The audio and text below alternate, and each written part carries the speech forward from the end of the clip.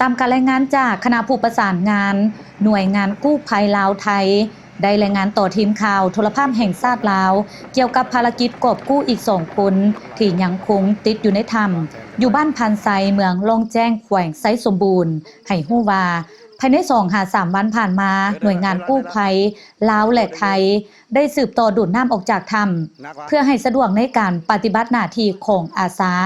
ในการเข้าไปในถ้ำเพื่อปฏิบัติหน้าเวียกให้ได้สะดวกขึ้นส่วนอุปสรรคแม้ในเวลาดูดน้ำแห้งลงแล้วเมื่อเวลาปิดจักดูดน้ำอาสาจะลงไปปฏิบัติหน้าที่ในถ้ำน้ำผัดกลับคืนมาพอเวลาอาสาเข้าไปในถ้ำต้องได้ปิดไฟออกจากเครื่องดูดน้ำเพื่อป้องกันบ่ให้ไฟฟ้าช็อตอาสานี่ถือได้ว่าเป็นอุปสรรคและเป็นสิ่งท้าทายหลาย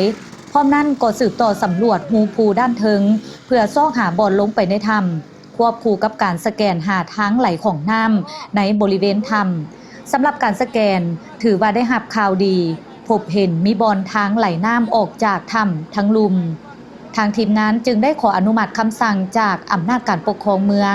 ให้นำไส้รถแมคโครโจกเพื่อระบายน้ำออกด้านลุมตีนภูให้ไว้ขึ้น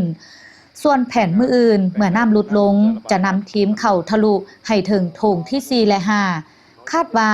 อาจแม่นจุดที่2คนติดอยู่ในนั้นและจะสู้ซนจนถึงที่สุดเพื่อให้ภารกิจนี้สำเร็จให้ไวที่สุดส่วนรายละเอียดติดตามได้ในภาคข่าวของโทรภาพแห่งชาติลาว